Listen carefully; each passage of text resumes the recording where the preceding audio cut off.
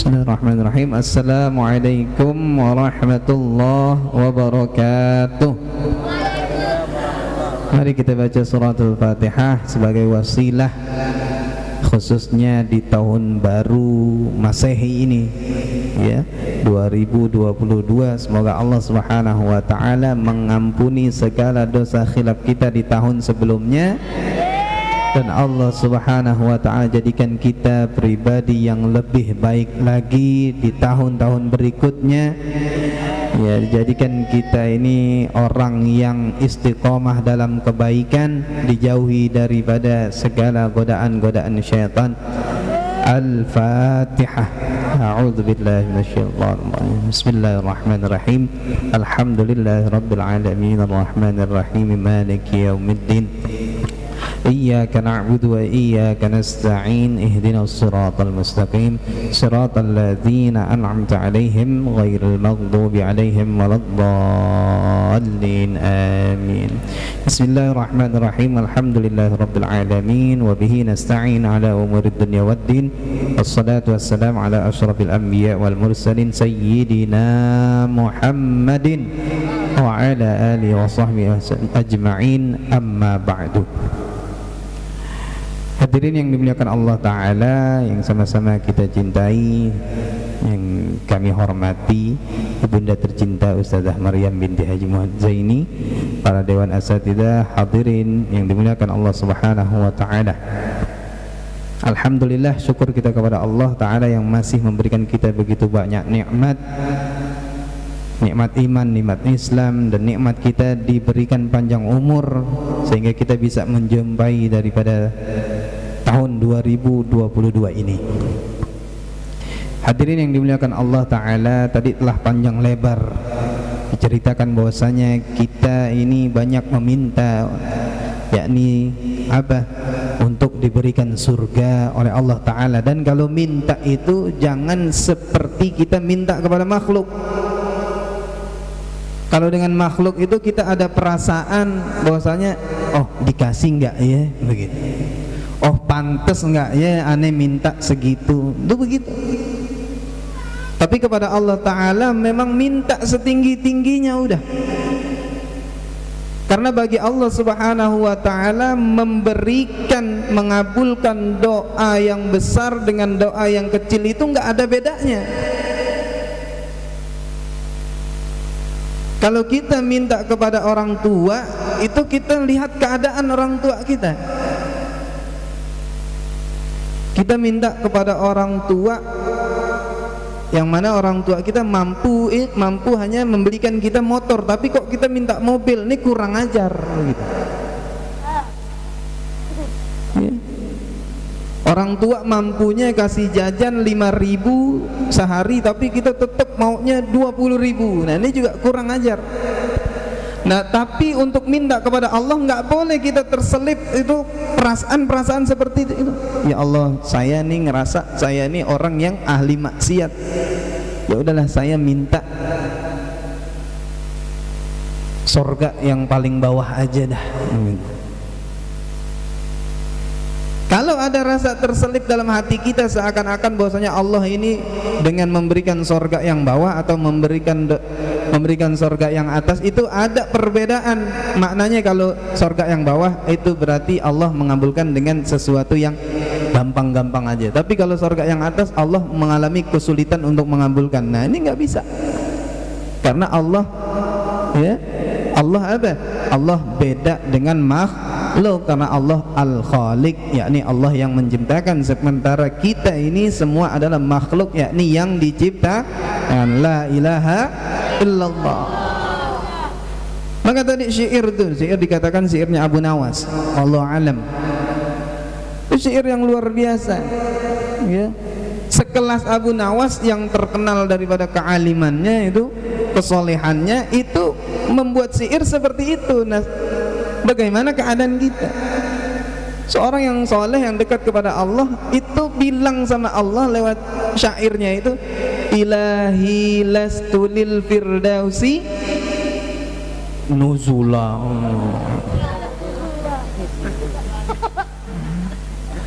Ya, ilahi, wahai Allah ya Tuhanku, lastu lil firdausi ahla, ya. Lastu, aku nih bukan gitu, ya.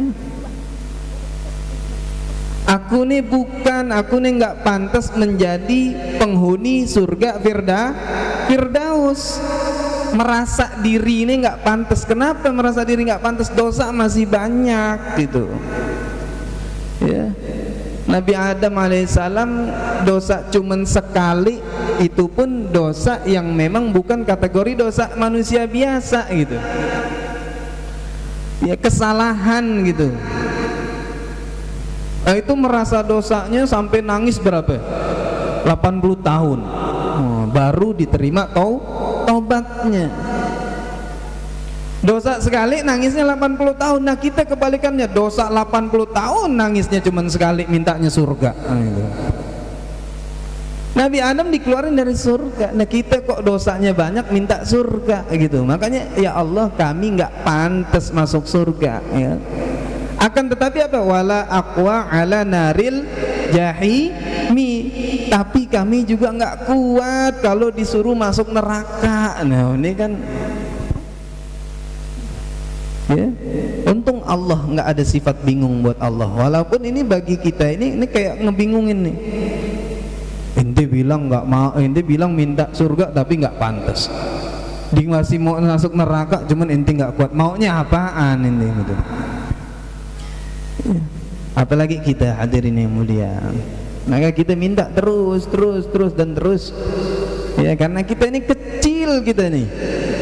Sedangkan Allah Subhanahu wa taala Maha besar. Makanya dalam takbiratul ihram itu ada isyarah tangan apa? Dikesampingkan nah nih, ditaruh di sini nih. Allahu Akbar. Maknanya apa? Pas kita lagi mengagungkan Allah, kita kesampingkan semuanya selain Allah Ta'ala. Fokus bahwasanya Allahu Akbar. Dipanggil azan, Allahu Akbar, Allahu Akbar, Allahu Akbar, Allahu Akbar, terus diulang-ulang bahwasanya apa? Allah Maha Besar. Selain Allah berarti kecil banget gitu. Tadi ditamsilkan oleh Ustadz Rifki, ya. Langit pertama, bukan orangnya ini, langit pertama nih, ya, bumi dengan langit pertama itu bagaikan apa? Keadaan cincin di atas padang pasir. Nah, ini kalau kita cermati nih, cincin ditaruh di atas padang pasir. Padang pasir itu apa? Untuk memaknai sesuatu yang luas gitu loh. Nah, jangankan kita dari atas langit yang pertama, itu kan permisalannya begitu. Kita di bumi ini, bukan kitanya, buminya itu kalau dilihat dari langit pertama bagaikan apa? Cincin di atas padang pasir. Nah, kita naik tingkat aja dah. Kita naik atap rumah, kemudian di bawah lapangan ini kita taruh cincin, kira-kira gimana tuh? Kecil banget, bahkan bisa nggak kelihatan. Kalau kita naik pesawat, kita ngelihat itu cincin gimana? Kelihatan nggak? Nggak kelihatan. Apalagi dari langit pertama itu ngelihat cincin itu. Langit pertama dengan langit yang kedua begitu juga, bagaikan cincin di atas padang pasir. Langit kedua dengan langit ketiga begitu, 3, 4 begitu. Langit keempat dengan langit kelima seperti itu, kelima dengan keenam begitu, 6 ke 7 seperti itu, 7 dengan arsy pun seperti itu gitu loh. Maknanya bumi aja kecilnya kayak cincin di atas padang pasir, apalagi kita nih, kita ada di bagian mananya bumi nih, ya, katakan di Asia, nah lebih kecil lagi. Kemudian di Asia Tenggara lebih kecil lagi. Kemudian di mana lagi? Indonesia lebih kecil, Jakarta lebih kecil, Jakarta Selatan, Tegal Parang, RT 8 RW 7. Kira-kira tuh kita kecilnya kayak gimana tuh? Ya, perbandingan dengan langit tuh seperti apa jauhnya? Langit yang pertama dengan langit yang kedua tuh nggak kebayang. Kecilnya gitu tuh, kecil banget gitu. Tapi kok yang kecil-kecil kayak gini nih berani sama Allah yang Maha Besar. Na'udzubillah min dzalik. Tobat. Ya. Tobat ini harus. Ya. mumpung tahun baru nih, ini tahun baru, tapi saya nih ngambil pelajaran tahun baru ini luar biasa ya. Ada orang yang banyak merisaukan keadaan tahun baru, padahal ternyata tahun baru sekarang ini malah luar biasa. Banyak tahun baru sekarang malah adanya pengajian-pengajian yang tadinya nggak ada pengajian, sengaja naruh pengajian di malam tahun baru. Tuh udah mulai banyak berubah. Trompet udah mulai hilang. Ada yang lihat tukang trompet di sini? Ya, udah hilang itu. Nggak tahu sebabnya kenapa. Apa emang udah memang tobat, ya? Apa yang ngeri nyium bau trompet yang bekas ditiup tukang trompet. Nah. Itu kan kalau kita beli trompet kan dicobain dulu tuh, pet baru dicobain. Ditransfer, coronanya ditransfer. Trompet udah mulai hilang. Saya naik kemarin lantai 3 itu pondok itu kan kelihatan banget. Kalau tahun-tahun sebelumnya di sini aja nih ramenya luar biasa sampai hampir sejam itu. Tapi kemarin dilihat udah enggak. Cuman pinggir-pinggir jalan aja tuh, nggak terlalu banyak. Nah malah yang lebih kita perlu risaukan tuh keadaan bukan malam tahun baru, tapi kalau malamnya apa? Malamnya timnas final.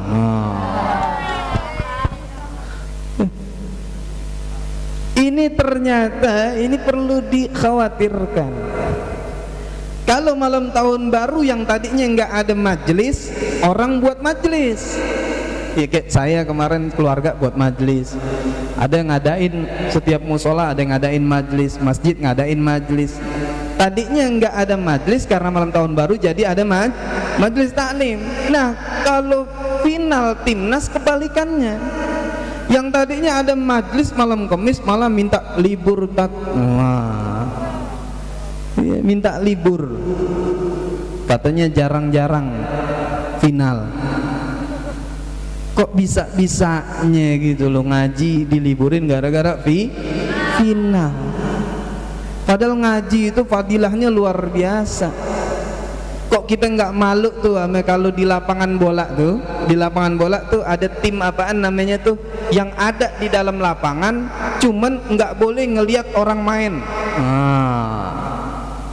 Apa namanya tuh kalau yang security tuh yang ngadep stadion, ngadep apa tribun, itu kan ada tuh apa sebutannya Squidward,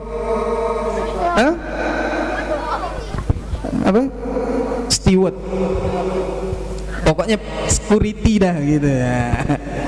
Nih security, tambang security nih, hati Hello Kitty nih.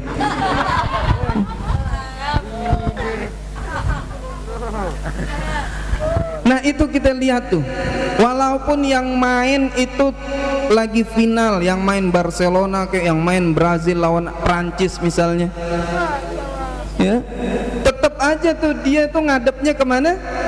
Penonton. Dia rela gitu loh, padahal dia cuma dikasih apa? Gaji, tapi nggak dikasih kebahagiaan akhirat. Itu dia rela, padahal dia di depan stadion langsung, itu dia nggak mau tuh nengok ke belakang. Kenapa? Kalau dia nengok ke belakang diomelin, bisa dipecat, dia nggak dipakai lagi. Itu rela dia, padahal dia seneng bola.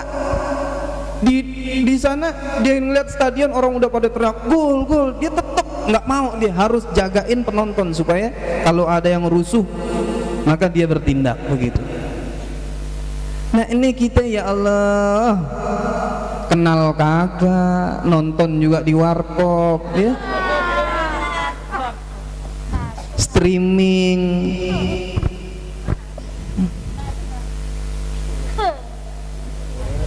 Banyak semutnya itu TV lagi, masih kita rela-relain kagak ngaji. Tapi tetap kita harus tetap bangga dengan timnas, tetap harus kita bangga walaupun juara 2 ya. Ada tuh siapa tuh Cak Lontong tuh stand up, Cak Lontong tuh saya ketawa nggak Cak Lontong. Jadi dia bilang apa? Kita nih harus bangga dengan timnas. Kenapa bangga? Dia bilang Brazil juara dunia 5 kali, Jerman juara dunia 4 kali, Prancis juara dunia 3 kali. Tapi kalau mereka bertemu Brazil, ya, Brazil tetap pernah kalah lawan Jerman. Jerman tetap pernah kalah lawan Prancis. Ya, Prancis tetap pernah kalah lawan Brazil. Tapi kita bangga dengan Indonesia karena Indonesia nggak pernah kalah lawan Brazil. Ya, ini kan suatu kebanggaan. Ya. Makanya kita kebanggaan ini kita harus pertahankan dengan cara apa? Kalau lawan Brazil jangan mau. Nah, jadi nggak pernah kalah kita lawan Brazil. Hadirin yang mulia, kita masuk ke pembahasan sedikit saja mengenai masih rukun-rukun wudu. Qala al-mu'allif rahimahullah wa nafa'ana bihi wa bi ulumi fid dharain wa tsani ghuslu jami'il wajhi. Ya, didengerin ini perkara yang penting. Kita serius. Yang kedua, rukun yang kedua setelah yang pertama itu adalah niat ketika berada di wajah, mengusap wajah, ya, mengusap wajah dengan membasuh wajah dengan air. Yang niat kedua, yang mana ini adalah bagian daripada yang pertama juga, yakni apa? Membasuh wajahnya, ya, membasuh seluruh wajah. Nanti ditanyain ya. Membasuh seluruh wajah. Maknanya membasuh seluruh wajah itu gimana? Berarti kita harus tahu dulu wajah itu keseluruhannya tuh yang mana begitu. Karena bisa jadi kita tiap hari wudhu tapi nggak kena seluruh wajahnya, sehingga apa? Wudhu kita nggak sah. Kalau wudhu nggak sah, kita sholatnya juga nggak sah. Gitu. Nah, membasuh wajah, yang namanya membasuh tentu harus dengan perkara yang mengalir, air yang ada air mengalirnya. Beda dengan mengusap. Kalau yang mengusap tuh kepala tuh ngusap, tangan kita cuman sekedar demek doang, itu tahu demek. Nah itu kita habis kena air, kita gini-giniin tuh air namanya demek itu. Nah itu kita usap kepala itu sah. Tapi kalau muka, tangan, kaki itu harus membasuh, ada air yang mengalir. Ya, ada air yang mengalir. Tapi di sini al-murad bihi al-inghisal. Masuk membasuh ini ya, nggak mesti basuh kita yang ngerjain, nggak mesti, walau bi ghairi fi'lihi, walaupun dia nggak membasuh secara perbuatan, tapi ternyata tanpa perbuatan dia mukanya itu terbasuh. Contohnya apa? Ya, hatta law saqata fi ma'in wa nawa kafa. Sehingga sekiranya dia lagi jalan di pinggir sungai, ya kan, kemudian ternyata dia kepleset, mukanya jatuh ke air, langsung aja diniatin nawaitul wudu'a lirabbil alamin. Nah, maka itu kafa, itu juga cukup, maknanya sah gitu loh. Kayak gimana lagi? Hujan deras, nah ya, hujan deras kemudian menimpa daripada wajah kita, udah kita niatin kafa, cukup. Ya, cukup. Atau ada di bak itu, kemudian muka kita celepin, nah cukup juga, sah gitu. Yang penting kena semuanya, ya, yang penting kena semuanya. Nah kemudian sekarang wajah itu kan harus seluruhnya. Nah maka kita harus tahu batasan wajah itu keseluruhan tuh mana. Maka dijelaskan wahadduhu tulan ma baina manabitir ra'si ghaliban wa akhiril lihyain wa humal azmani alladhani yambutu alaihima al-asnan as-sufla. Kalau wajah itu batasan panjangnya, ya, batasan panjangnya maknanya dari atas ke bawah itu mana aja, yakni batasnya ma baina manabitir ra'si ghaliban. Pokoknya di antara ini, di antara tempat tumbuhnya rambut yang umumnya, orang umumnya rambut tumbuhnya di mana? Di sini nih, ya. Maknanya kenapa kok pakai acara ghaliban secara umum? Kenapa? Karena terkadang orang ini ada juga yang di sini rambutnya itu nggak ada di sini nih. Rambutnya ada misalnya di tengah ini. Di sini rambutnya. Sininya botak semua. Nah, maka kalau sininya botak semua ini kan nggak tempat tumbuh rambut, tapi karena secara ghalib rambut tumbuhnya di sini, maka tetap walaupun di sini nggak tumbuh rambut, tetap palanya ini nggak dibilang muka, bukan mukanya sampai atas, bukan. Itu tetap dibilang palanya, cuman palanya botak. Nah, dari batasan sini tempat tumbuh rambut sampai sini nih akhir lihyah. Ya. Janggutnya dia nih di sini nih. Nah, janggutnya. Nah, ntar masalah jenggot ini terbahas nanti nih. Nggak boleh sembarangan antum miara jenggot tapi nggak tahu cara wudhunya, bisa nggak sah. Ya, bisa nggak sah nanti. Nah, kemudian apa? Wala yajibu ghuslul batin minal wajhi. Yang namanya wajah itu ada bagian batinnya. Nah, itu nggak wajib dibasuh. Apaan aja itu bagian batinnya? Mulut, dalamnya mulut itu nggak wajib dibasuh. Dalamnya hidung juga nggak wajib dibasuh. Bagian luarnya doang. Mata nih, bagian mata dalamnya juga nggak wajib dibasuh. Nggak perlu kita gini-giniin. Itu nggak wajib, cuman dikatakan apabila seseorang ternyata misalnya kecelakaan hidungnya somplak, bibirnya somplak, ya, maka yang tadinya itu nggak wajib jadi wajib dibasuh karena termasuk bagian luar jadinya. Misalnya apa? Misalnya nih, kan dalam hidung kita ini nggak wajib dibasuh. Ternyata misalnya ada suatu kecelakaan, ternyata hidungnya ini jadi nggak ada batangnya gitu, cuman dalamnya doang. Nah, dalamnya itu maka otomatis jadi bagian luar wajah yang wajib dibasuh. Orang yang tadinya dalam mulut, dalam bibir ini nggak wajib dibasuh, tapi karena jadiannya sumbing, mohon maaf, akhirnya kan kebelah. Nah, maka belahannya itu jadi wajib dibasuh karena jadi bagian zahir bukan bagian batin gitu. Ya. Kemudian kalau batasan wahadduhu ardon, batasan melebarnya itu apa? Ma bainal udhunain, apa-apa yang diantara dua telinga. Jadi panjangnya wajah itu dari sini ke sini, tapi kalau melebarnya dari sini ke sini. Nah, baru udah diputerin begini, ya. Baru diputerin begini. Maka ini semua wajib dibasuh. Makanya ini nih bagian sini nih jadi wajib ini karena ini bagian perbatasan. Ya, bagian perbatasan. Jadi namanya anggota wudhu itu ketika dikasih tahu batasannya sampai mana, berarti itu maknanya wajib dilebihin.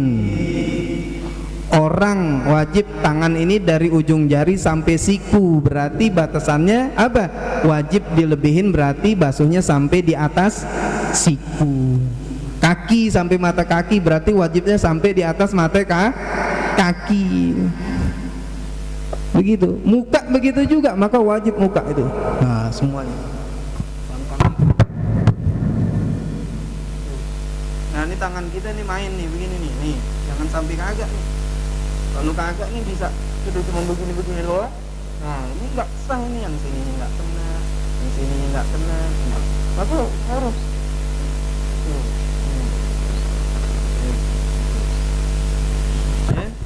itu harus diperhatikan, antum nggak boleh sembarangan gitu.